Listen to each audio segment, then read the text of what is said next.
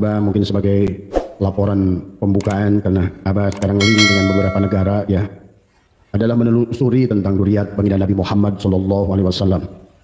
Adalah melihat dari berbagai informasi yang ada dari abad kedua, abad ketiga, abad keempat, lima, enam, tujuh ya, bahkan sampai hari ini ya. Banyak fakta yang walaupun belum disebut bahwa ini adalah penelitiannya adalah selesai, karena Abah ada nyambung ke Yordan ya, ke Maroko ya, ke Tunisia, dan demikian pula adalah ke Brunei ya sahabat ya. Banyak fakta-fakta yang luar biasa yang berkaitan dengan dzurriyyat baginda Nabi yang luar biasa ya. Maka untuk sementara apa yang sudah Abah catatkan dari komunikasi insya Allah nanti akan dibukukan ya. Tapi sekarang kalau untuk dibukukan adalah membutuhkan pengujian, adalah pengujian yang mungkin insya Allah nanti barangkali Abah akan libatkan adalah perguruan tinggi tertentu ya, yang memiliki hubungan dengan kasus bagaimana penelusuran nasab seseorang ya sahabat. Cuma Abah dalam waktu sebulan ini sebetulnya sudah mulai komunikasi dengan Brunei ya, yang mana kita telah melihat bahwa di antara adalah salah seorang daripada dzurriyyat baginda Nabi Muhammad SAW ya. Cuma sayangnya mereka memang tidak pernah mengaku ya. Nah inilah barangkali adalah sebelum dibukukan, Abah juga sedang mencoba adalah untuk masuk kepada istana daripada Brunei ya. Cuma kan ini tidak mudah ya sahabat. Cuma untuk masukan sementara sih udah boleh boleh untuk sebatas informasi, tapi belum disebut hasil penelitian ya, bahwa ternyata Sunan Hasanah Bolkiah itu adalah dzurriyyat Nabi ya sahabat. Beliau adalah, kalau dalam silsilah yang saya ramu dapat ya, adalah silsilah yang ke-43 ya. Demikian pula adalah yang saya dapatkan juga dari kerajaan Jordania ya, bahwa Raja Jordan itu juga termasuk adalah dzurriyyat Nabi ya. Wallahu alam, tapi ini adalah hasil penelitian awal yang mungkin harus kita buktikan ya. Tapi yang jelas silsilah dzurriyyat baginda Nabi dari abad ketiga, abad keempat, abad kelima, keenam, ketujuh adalah 8, bahkan sampai hari ini yang ke-42. Rata-rata kalau kita lihat dari berbagai negara itu 42, 41 atau 43. Abah belum menemukan yang ada yang silsilah yang ke-44 ya. Tapi berdasarkan dari perhitungan kurun ya, dari mulai baginda Nabi wafat ya sahabat, sangat masuk akal ya, karena setiap kurun ya bisa dihitung ya dari umur-umur mereka, dan dari dari orang-orang yang duduk di dalam silsilah itu, nasabnya ya. Nah ini, tapi Abah baru selintas saja sudah bisa membaca, sudah bisa melihat. Ternyata dzurriyyat baginda Nabi adalah orang-orang mulia. Adalah banyak raja-raja, ya sultan-sultan, ya. Kalaupun ulama adalah ulama solehin yang masyhur, ya. Tapi ini masih membutuhkan adalah pematangan daripada data ini, karena di penghujungnya yang lebih kesulitannya adalah bagaimana masuk kepada mereka dari yang merupakan sumber karena pada dasarnya ternyata hampir semua dzurriyyat Nabi itu nggak ada yang ngaku, ya. Termasuk di kita adalah merupakan, kalau saya lihat adalah raja-raja Jawa, diantaranya adalah Hamengkubuwono ya. Maka seluruhnya Kesultanan Yogyakarta itu sebetulnya dzurriyyat Nabi ya sahabat, kalau lihat dari apa yang saya dapat dari silsilah ini ya. Tapi ini membutuhkan pembuktian, membutuhkan pembuktian, dan yang namanya sebuah riset itu, dan makanya nanti adalah setelah kita link dulu dengan orang-orang ahli sejarah di beberapa tempat, itu adalah kita mendapatkan ternyata dari Alawiyin ya, Bani Alawiyin ya, yang memang keturunan baginda Nabi ya, dari Sayyid Ahmad bin Isa yang memiliki putra adalah Muhammad, Ali, dan Husain, adalah 3 ya, dan itu memiliki keturunan adalah luar biasa.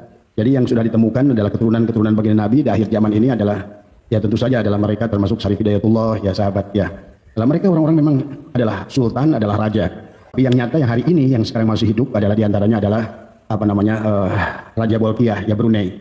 Raja Bolkiah Brunei ini adalah termasuk adalah silsilah yang ke-43 ya. Kemudian Raja Jordan itu 42, Maroko adalah ya. Jadi memang dzurriyyat Nabi ini orang-orang yang luar biasa ya. Kemudian dari hasil pendataan juga mereka ada juga yang jadi ulama. Nah ini yang jalur ulama saya belum berani menyebutkan nama karena perlu ditelusuri ya semua, dan mereka memiliki sifat dermawan ya, mereka adalah memiliki sifat penyayang. Mereka itu senang memberi ya sahabat, menyayangi rakyatnya, menyayangi. Nah ini sangat masuk akal ya kalau mereka sebagai dzurriyyat Nabi. Kemudian yang jadi persoalan, tak satupun dari mereka itu adalah mencantumkan dirinya adalah sebagai masuk di dalam silsilah. Padahal tetapi ada orang yang mendata mereka adalah termasuk dalam inilah barangkali yang memang yang asli itu tidak akan ngaku sebenarnya kan tadi ya. Kemudian berjasa buat masyarakat ya. Nah, jadi diantaranya kalau di kita adalah termasuk juga dulu Sultan Johor ya. Kemudian juga apa namanya Sultan Malaysia ya, ada yang juga dari Sabah ya. Tapi ini butuh apa namanya pembuktian dan penelitian yang lebih jauh. Tapi minimal yang sudah pasti sudah kelihatan adalah Raja Jordan, Raja Bolkiah, Raja Maroko adalah keluarga Hamengkubuwono ya, dan Pakubuwono. Mereka itu adalah sebetulnya adalah duriyat Rasulullah gitu kan. Masuk akal karena pada saat Sayyid dan Sarif yang apa namanya eksodus dari Hijaz saat itu karena dikejar-kejar oleh Wahabi ya, bekerja sama dengan Inggris, saat itu mereka larinya ke Jogja. Makanya di Jogja sekarang ada kampung Sayyidan sahabat ya. Nah, kalau mereka itu rata-rata kalau yang Abah temukan sekarang baru adalah merupakan generasi ke-41, 42 dan 43. Nah, itulah berarti sekarang ini dari Alawiyin ya, apa namanya? Itu adalah sudah sampai ke-43 dari semua. Nah, inilah kalau kita melihat ternyata orang-orangnya yang luar biasa adalah mereka adalah orang-orang yang mulia. Jadi sultan-sultan yang soleh, yang penyayang, yang pemaaf tadi semua ya. Nah, inilah barangkali yang sedikit ironis dengan Ba'alwi sendiri yang kelihatannya sangat berbalik dengan itu. Karena di sini dalam mereka jelas adalah senang memberi. Ya tentu saja Rasulullah itu kan senang memberi. Karena pada saat beliau sholat pun gara-gara 2 kurma beliau ditahan waktu ruku hanya gara-gara menyimpan 2 kurma. Ya. Nah itu Muhammadur Rasulullah walladzina ma'ahu asyidda walal kufar, dan beliau sangat ruhama bainahum. Ya. Beliau juga adalah menyayangi adalah seorang Yahudi yang apa namanya adalah buta yang apa namanya yang beliau suapi 12 tahun. Dikisahkan beliau juga adalah bagaimana menyayangi pendeta Nasrani yang selalu memberikannya kotoran unta sehingga terkenallah kurma beliau yang bernama kurma azwa ya sahabat.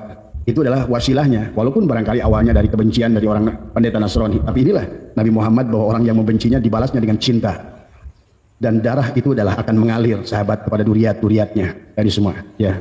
Darah itu adalah merupakan akan menjadi karakter. Lihat Anda kalau mengerti ilmu genetika gen ya, maka sesungguhnya diri kita ini adalah merupakan kumpulan daripada sel-sel, recording daripada DNA itu adalah genetika kita ini akan mirip, itu karakter dari semua ya.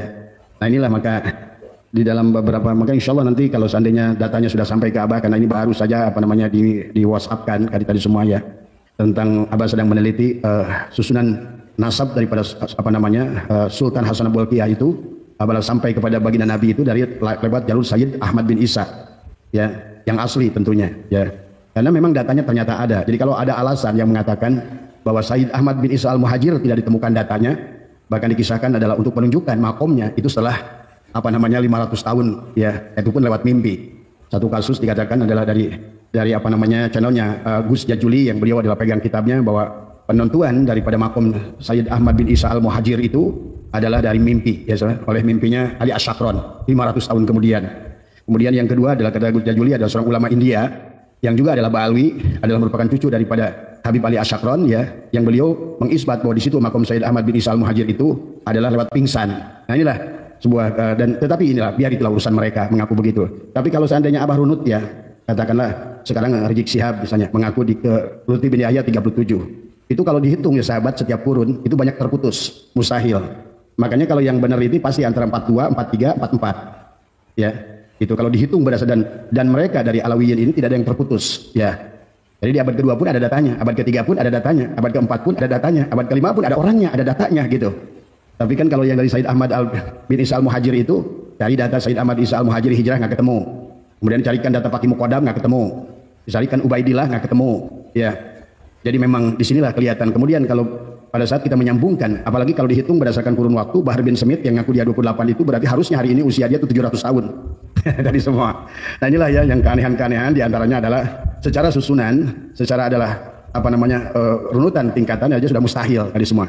Satu itu dari mustahil. Lutfi bin Yahya aja 37 udah mustahil. Karena kalau berdasarkan hitung runutan sekarang 43, 44 itu harusnya usia Lutfi bin Yahya itu sekarang udah 400 tahun harusnya gitu kan tadi semua. Nah inilah sahabat yang ya kita ya nggak apa-apa kita nanti insya Allah barangkali kalau seandainya datanya sudah lengkap ya, kemudian Abah mendapatkan, nah di penghujungnya Abah akan datang apa namanya berkeliling kepada mohon izin kepada yang bersangkutan, adalah karena untuk mendeklarasikan menyampaikan silsilah seseorang itu kita harus minta izin kepada orangnya. Cuma dari pendataan mereka ya sahabat-sahabat Abah yang di Brunei yang ahli dalam bidang penyusunan nasab ya, itu menyatakan Sunan Bolkiah itu adalah ke-42, adalah merupakan turunan baginda Nabi yang ke-40. Pantas ya soleh, dari soleh, baik, kaya, raja gitu kan tadi semua. Raja Jordan juga begitu, ya soleh, ya ganteng, ya baik tadi semua. Nah, kemudian secara yang pentingnya tadi secara silsilah itu adalah masuk akal gitu ya. Kalau misalnya dihitung runut setiap generasi itu adalah sekian tahun, maka tidak ada yang apa namanya kosong gitu ya. Maka Aneh kalau seandainya memang, jadi kalau bisa disimpulkan, ya kalau berdasarkan dari data ini sebentar yang sudah Abah pegang ini, kalau bisa disimpulkan sementara, kenapa Sayyid Ahmad bin Isa al-Muhajir itu nggak ketemu datanya? Kenapa Fakih Muqaddam itu nggak ketemu datanya? Ubaidillah itu nggak ketemu datanya? Memang tokoh itu tidak ada. Kalau kita lihat di sini, dan mereka juga kalau ada bukan Duriyat Rasul gitu kan tadi. Kalaupun ada bukan Duriyat Rasul, ya pahami. Sementara yang dari jalur Alawiyin yang benar-benar dari Sayyid Ahmad bin Isa, karena dikisahkan dari makomnya sekarang jelas masih ada di Irak, tidak hijrah beliau, ya masih ada di Irak ya. Ya, kalau dulu kan semuanya hijaz itu semuanya, tadi semua. Sekarang masih ada di tempat yang sama dengan makam yang luar biasa dan keluarganya juga masih ada ahli-ahlinya di sana.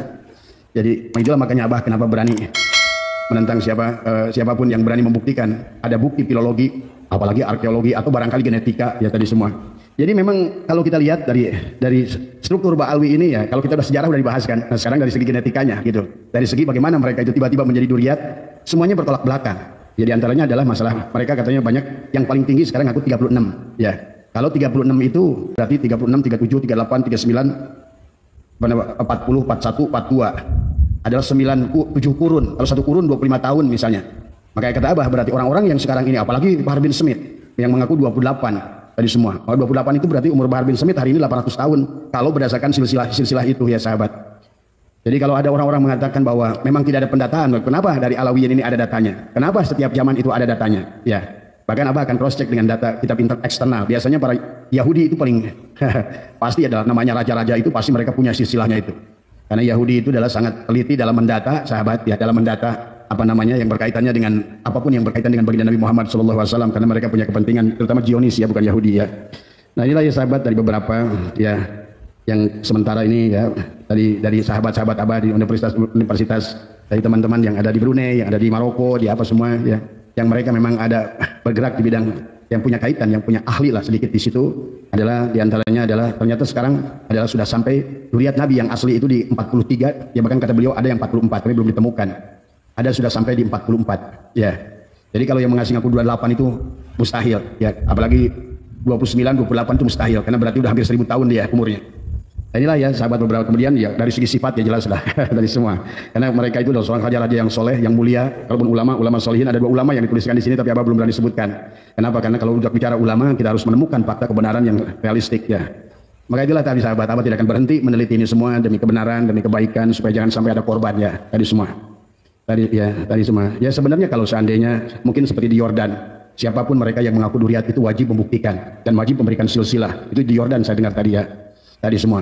Siapapun. Maka kenapa Habib Umar Al-Hafiz itu katanya pernah ke Yordan, dites DNA di Yordan, hasilnya adalah haplogrupnya G. Nah itulah makanya Yordan hanya nolak gitu kan tadi.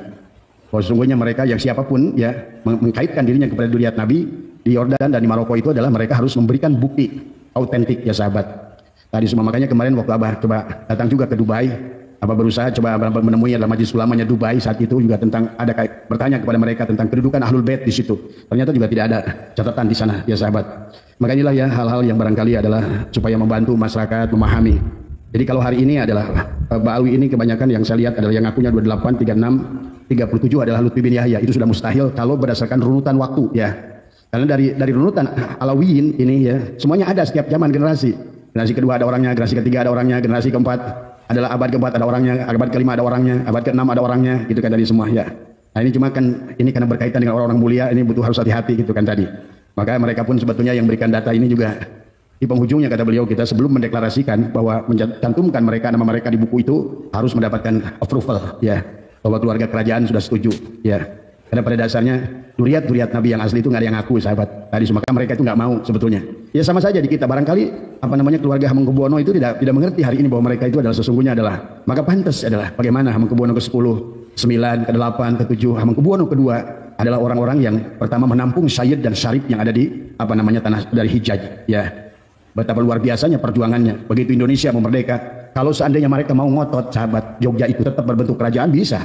Tapi dengan legowo inilah cirinya Duriyat Rasul yang senantiasa lebih melihat kepentingan. Lihat dalam kisah film Janur Kuning bagaimana peran Hamengkubuwono ya yang luar biasa ke-9, apalagi Hamengkubuwono ke-6, ke-5, ke-2 itulah yang bahkan memimpin perang melawan Belanda sahabat bersama dengan cucunya Pangeran Diponegoro dari saat itu. Tapi kemudian terjadilah perang Diponegoro 1825, 1830, Belanda sebetulnya kalah jauh di situ. Kalah ya sahabat tadi semua. Maka disitulah dia kesulitan. Setelah perang itu, kemudian para Sayyid dan Syarif yang eksodus dari Hijaz ini, yang tadinya bergabung dengan Hamengkubuwono II dan juga termasuk Pangeran Diponegoro, kemudian karena dijebak, ya maaf, ini juga saya sebutkan oleh seorang Ba'alwi juga, ya adalah seorang Habib di situ, adalah yang ingin mengadakan pertemuan antara siapa, Hamengkubuwono dengan Belanda. Tahu-taunya ditangkap, ya sahabat.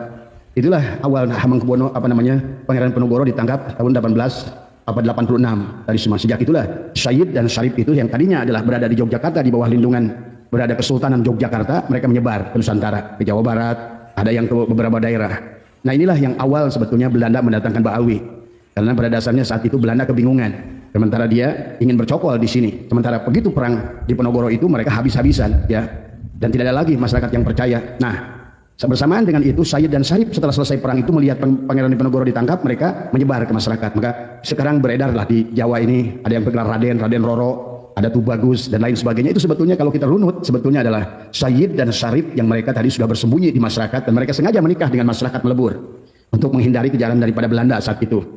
Nah inilah awal kesulitan Belanda untuk mengontrol Indonesia. Maka disitulah mulailah dari buku Hub de Jong diceritakan bagaimana Senokor Gronya mendatangkan adalah pertama 700 orang yang dari Yaman, dari Hadramaut, sahabat itu. Jadi yang disebut Sayyid itu di situ adalah 600 orang saja. Tetapi bersama dengan itu ada 20.000 yang dibawa adalah mereka masyarakat masakin yang sebetulnya nggak ada hubungannya. Yang nanti di sini inilah maka kita harus pelajari semua, ya. Tetapi yang 700 orang yang mengaku adalah sebagai Sayyid itu juga adalah mengaku sebagai keturunan Sayyid Ahmad bin Isa Al-Muhajir. Tapi kalau kita melihat Sayyid Ahmad Al-Muhajirnya tidak ada faktanya, ya. Berarti mereka pun yang mengaku Sayyid dari Yaman saat itu pun palsu sebenarnya 700 orang itu. Tapi begitu sampai di Nusantara ini kan mereka bernegosiasi sama Belanda. Lihat dari beberapa buku sejarah bagaimana mereka maksa Belanda untuk menempatkan mereka sebagai adalah golongan kelas 1, menjadikan mereka adalah Sayyid Habib atau Sayyid sebagai duriat Nabi. Nah inilah yang akhirnya pada saat di awal kemerdekaan, nah disinilah kemudian Senokor Gronya pun menulis dalam buku yang ditulis oleh Van der Plas betapa pusingnya Senokor Gronya berhadapan dengan orang-orang Yaman ini. Udah dikasih kesempatan padahal mereka adalah eksodus dari Yaman dalam keadaan miskin, negaranya begitu miskin, kata Hub de Jong, kata Van der Plas, ya. Mereka adalah orang-orang yang, karena tadi tujuan Belanda adalah sama, karena tidak ada lagi ulama-ulama Nusantara sejak perang Diponegoro itu yang mau bergabung dengan Belanda, sementara Belanda masih punya kepentingan kepada Sayyid dan Syarif yang asli yang sudah bersembunyi. Maka disitulah sebetulnya dari awal dicarilah orang yang memiliki kemiripan. Nah inilah banyak ulama kita tertipu saat itu, sahabat. Maka jangan aneh kalau Abah hari ini tokoh-tokoh kita masih menganggap oh mereka itu dulu ulama, ya tadi semua. Padahal mereka itu adalah sengaja didatangkan oleh Belanda itu adalah untuk menipu rakyat. Akan terjadilah tadi semuanya, ya. Yang tokoh Usman bin Yahya itu, coba tolong nanti pelajari. Nggak usah buku dari Abah, buku Belandanya saja banyak buku-buku yang silakan ke perpustakaan nasional. Bagaimana buku-buku Van der Plas, Hub de Jong, kemudian juga Senokor Gronya saat itu, ya. Maka disitulah sebetulnya bagaimana sampai Senokor Gronya itu harus mendatangkan Ahmad Sukarti dari Sudan tadi semua, karena tadi sudah perseteruan tadi antara Al-Irsyad dengan Robitoh Alawiyah calon-calonnya gitu. Sementara Al-Irsyad Ahmad Sukarti memang murni, beliau adalah merupakan Ahlussunnah wal Jamaah dengan paham fikihnya adalah mazhabnya Syafi'iyah. Maka beliau tidak setuju dengan kafaah itu. Terjadilah perdebatan antara Usman bin Yahya dengan Ahmad Sukarti itu. Dan itulah akhirnya Ahmad Sukarti membuat Al-Irsyad, kemudian dari grupnya dari Usman bin Yahya membentuk Robitoh Alawiyah. Nah ini pahami oleh kalian. Nah yang membentuk Robitoh Alawiyah itu Belanda. Maka kalau kalian tanya untuk orang Robitoh Alawiyah, pasti yang penerbitan pertamanya itu yang tangannya orang Belanda itu. Itu adalah ormas Belanda. Tadi makanya dibikin 1928 untuk menyanyi apa? Pertama Muhammadiyah udah berdiri lebih awal. Kemudian NU 1926. Nah, maka disinilah kelihatan Lutfi bin Yahya membelokkan sejarah NU, mengatakan bahwa Usman kakek buyutnya bin Yahya itu adalah Hasim bin Yahya itu adalah sebagai pendiri dari NU. Bagaimana mungkin disebutkan sebagai pendiri dari NU? Kan sekarang udah ketahuan palsu, pembelokan sejarah. Ternyata juga yang Hasim bin Yahya itu adalah kalau mereka memang betul saat itu ingin menyatu dengan Nusantara, ngapain 1928 mendirikan Robitoh Alawiyah? Udah aja gabung dengan NU 1926 kalau ingin kita berhadapan dengan Muhammadiyah yang katanya dicurigai adalah merupakan utusan dari tanah Arab Saudi, adalah sebagai calon Wahabi di Nusantara gitu kan tadi. Tapi kan enggak. Begitu NU berdiri 1926, sahabat, Belanda karena tadi didesak oleh mereka para Habib itu tadi untuk mendirikan Belanda lah yang membentuk Robitoh Alawiyah. Terus dari mana akhirnya Robitoh Alawiyah menjadi Ashraf Naqobah? Maka kemarin dari hasil muktamar seminar Naats, ya, yang pertama, sahabat, bahwa seluruh asyraf internasional adalah penolak Ba'alwi. Jadi semua mereka bukan duriat Nabi. Nah ini ya yang harus kita pahami, dan buat ulama-ulama sepuh di kita ini jangan tertukar, ya, bahwa ada ulama-ulama dari Sayyid dan Syarif yang memang saat itu sembunyi. Tapi lihat mereka yang dibawa oleh siapa? Beratus-ratus kapal dari Yaman itu adalah mereka yang kebetulan di Yaman itu sedang perang saudara. Ya, kemudian mereka apa namanya, seolah-olah saat itu, silakan cek sajalah datanya semua. Saat itu di Yaman sangat-sangat minim, akhirnya mereka adalah mencari, bahasanya TKW lah, gitu. Jadi yang sekarang Habib-Habib itu TKW dulu ke sini, TKI. Dibawa oleh siapa? Senokor Gronyo datang ke Indonesia dari semua. Tapi walaupun begitu, Senokor Gronyo sendiri pusing. Lihat dalam buku Hob Dijong, mereka itu rentenir, mereka itu nakal, mereka itu ini, mereka itu asar, mereka itu. Nah itu tadi ya. Maka inilah sahabat ya, ini bukan untuk kita untuk menjelekkan satu klan, tetapi padahal inilah realitas yang ada dalam sejarah. Nah hari ini Abah, karena dalam sebulan ini Abah terus masih penasaran, sampai Abah siap mengongkosi beberapa orang misalnya ke beberapa negara. Tadi semua adalah untuk mendapatkan data-data yang benar tadi semua ya, karena tidak boleh ini dibiarkan. Ini menyangkut junjungan alam baginda Nabi Muhammad SAW, orang yang mulia. Tapi juga sekarang dengan kasus makam memang agak aneh juga. Kenapa makamnya sudah ganti Habib-Habib semua, begitu dibongkar mereka pada diam? Kalau mereka benar-benar adalah duriat mereka, harusnya pada saat makamnya dibongkar ngamuk mereka. Kenyataannya enggak, mereka enggak ngamuk. Mereka biarkan saja. Nah, itu kan kelihatan bahwa sesungguhnya itu bukan makam-makam duriat mereka. Nah ini sahabat ya, jadi kejanggalan-kejanggalan yang Abah lihat diantaranya adalah, satu adalah masalah silsilah yang sekarang mereka ngaku ya, Tuti 37, Rijik 36, Bahar 29. Maka kalau berdasarkan apa namanya Sayyid Ahmad bin Isa yang asli, yang memiliki putra 3 adalah Muhammad, Ali dan Husain, ya tadi yang sekarang yang disebut Alawiyin. Jadi mereka itu bukan Alawiyin, mereka Ba'alwi. Bedakan antara Alawiyin dan Ba'alwi. Kalau Anda baca kitab Ihya, nah Imam Ghazali menuliskan khawatir dengan Bani Alawiyin itu asli. Cuma tadi Imam Ghazali khawatir kalau orang itu masih terus berbangga dengan nasab, kata Imam Ghazali, maka akan menjerumuskan mereka ke dalam kesombongan sebagai nasab. Itu yang asli. Yang asli aja Imam Ghazali khawatir gitu. Nah yang dikhawatirkan nanti adalah mereka terjerumus ke dalam kesombongan gitu kan tadi semua. Nah sementara Ba'alwi ini kan berasal dari seolah-olah terjadi adalah namanya padahal Abah pernah menjelaskan tentang pada saat Sayyid Ahmad bin Isa yang asli berpindah dari Basra, dari Irak itu, dari Baghdad ya, bersama Banu Ahdal dan Banu Kudaimah itu adalah mereka betul-betul saksi hidup bahwa saya yang menguruskan jenazahnya, bahwa saya memakamkannya, bahwa saya yang menyolatkannya. Sebelum mereka pun setelah memakamkan Sayyid Ahmad bin Isa di makamnya yang sekarang itu yang masyhur itu terkenal, barulah karena dulu Hijaz itu adalah semuanya Hijaz dari semuanya. Barulah mereka itu karena berseberangan dengan Yaman saat itu sahabat, maka dia pergi ke sana. Barulah mereka mengerti Banu Ahdal, Bani Kudaimah itu, walaupun nanti di belakangan Banu Ahdal, Bani Kudaimah pun mengaku duriat Nabi gitu kan tadi semua. Karena tadi kepentingannya ekonomi. Jadi kalau kita lihat dari runut dari mulai Bani Fatimiyah, kemudian beberapa generasi orang-orang yang mengaku duriat Nabi itu tujuannya pulus ya. Semuanya hanya untuk karena cara mudah. Dalam arti Banu Fatimiyah, kenapa mereka begitu mudah mendapatkan perhatian adalah di rakyat apa namanya Mesir saat itu, baru disadari oleh apa namanya siapa Salahuddin Al-Ayyubi sampai beliau harus minta izin kepada apa namanya Tuan Abdul Qadir. Maka disitulah awal perang salib sahabat, termasuk Imam Ghazali tahun 500 sekian ikut perang salib ya saat itu. Dan inilah pahami oleh kita sejarah-sejarah dunia yang semacam ini. Nah ya, adapun hari ini dari hasil apa namanya informasi dari teman-teman Abah yang berkaitan dengan, ternyata kalau baru kita temukan beberapa saja nih duriat Nabi, orang-orang hebat, orang-orang soleh, orang-orang hebat, orang-orang kaya, orang-orang dermawan, orang-orang yang berakhlak, orang-orang yang beradab gitu kan tadi semua. Nah inilah yang saya agak curiga sekarang ini, kenapa mereka ini kalau yang mengaku ini justru akhlaknya buruk gitu kan, banyak yang buruknya. Nggak bisa disebut oknum, oknum itu 1 atau 2. Kalau kebanyakan sama gitu kan tadi semua. Mana disebut oknum kalau hampir rata-rata sama. Ternyata yang paling lembut saja saya pernah lihat Lutfi bin Yahya marah gitu kan, wah gitu kan, ini kelihatan aslinya. Malah ada lagi yang salah, ada lagi yang dulu saya sebetulnya hormat sama dia karena tapi saya nggak mau sebutkan karena saya baik dengan dia tadi semua ya. Tapi begitu dia sekarang urusan nasab ngamuknya luar biasa. Oh kalau tahuan lu palsunya lo gitu kan tadi semua. Jadi ya sahabat, intinya sederhana lah. Kalau kecap itu selalu mengaku nomor 1, pasti bukan nomor 1 dia. Dan selalu kalau iklan itu merasa yang paling benar, itulah paling salah tadi semua ya. Nah, inilah yang harus dipahami oleh kita semua ya. Mudah-mudahan dari apa nanti insya Allah nanti kita akan lengkapi datanya terus. Tapi yang mungkin agak sedikit berat adalah minta izin kepada Sultan Hasan al-Bolkiah adalah, dan itu harus minta izin negara. Adalah untuk apa namanya interview beliau langsung. Barangkali beliau di kerajaannya masih pegang silsilah keluarganya, Abah yakin pasti pegang. Dan barangkali yang mungkin terdekat saya akan coba menghubungi Aga Sultan Jogja ya. Karena setelah dapat saya data malah dapat dari negara orang. Bahkan Sultan Hamengkubuwono sendiri nggak pernah ngaku sebagai duriat Nabi. Termasuk juga Pak Kubuwono ya Solo tuh. Itu duriat Nabi juga Pak. Jadi duriat Nabi itu orang hebat, orang soleh, sultan, raja, tadi semua. jadi sangat 100 sejuta derajat Celcius gitu kan dengan yang kita saksikan hari ini gitu kan tadi semua. Mereka senang memberi, ini senang mendawir. Mereka senang memaafkan, ini kasar. Mereka lembut, ini ngamuk gitu kan tadi semua. Ini udah kelihatan tadi semua. Perseberangan semuanya ya. Tapi walaupun begitu kita tidak boleh menuduh dulu ya. Biarkan nih data nih sampai di mana nih.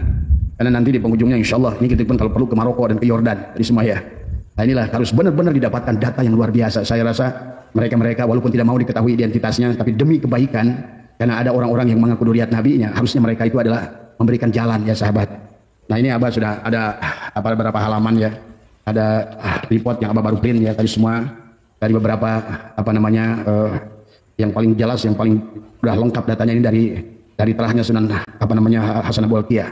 Tadi semoga Allah memuliakan Raja Bolkiah karena beliau adalah Duriat Rasul, berbahagialah orang Brunei jadi semua ya, karena Duriat Rasulnya asli gitu, dan Duriat Rasulnya benar-benar jadi sultan, jadi raja dan mulia gitu, sangat baik, penyayang dan lain sebagainya, udah banyak duitnya, penyayang, baik, pemberi, raja lagi tadi semua ya.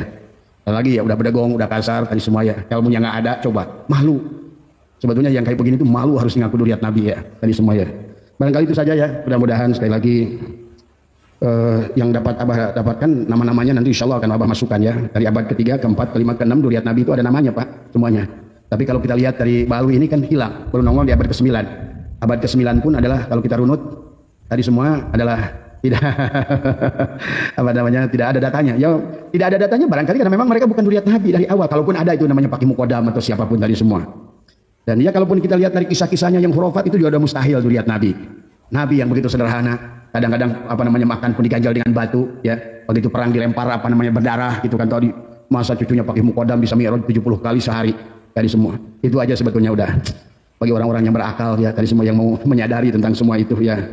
Terus apalagi sini ya yang beliau tuliskan ya, mungkin itu aja dulu ya sahabat. Barangkali ini adalah yang pertama Abah laporkan ya, nanti insya Allah begitu datanya semakin baik karena saya telusuri dari berbagai penjuru bumi ini semua ya, karena kita ingin mendapatkan Duriat Nabi yang sebenarnya ya. Cuma susahnya mencari mereka itu tadi, karena orang-orang yang Duriat itu tidak akan ngaku masalahnya itu ya. Mereka hanya berbuat, menyayangi, memberi tadi semua ya, tadi semua tadi ya.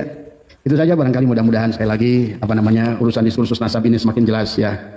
Barangkali Abah akan nanti saat ketemu dengan Kiai Madudin, kalau seandainya udah datanya sudah lengkap semua dan kemudian datanya diverifikasi dengan benar semua, kemudian akan saya buat buku silsilah semua Duriat Nabi yang ada ditemukan. Dan rata-rata kalau hari ini mereka adalah 41, 42, 43, tapi kata beliau ada yang 44. Sekarang udah 44 ya. Itu saja, mudah-mudahan sekali lagi adalah semoga persoalannya senantiasa dibantu oleh Allah, persoalannya semakin jelas, dan semoga semuanya juga yang terbaik lah buat semuanya tadi semua. Karena saya rasa ini juga kepentingan, karena tadi barangkali buat sahabat-sahabat saya dari Ba'alwi pun mereka juga nggak tahu ini perbuatan kakek-kakek buyutnya semua.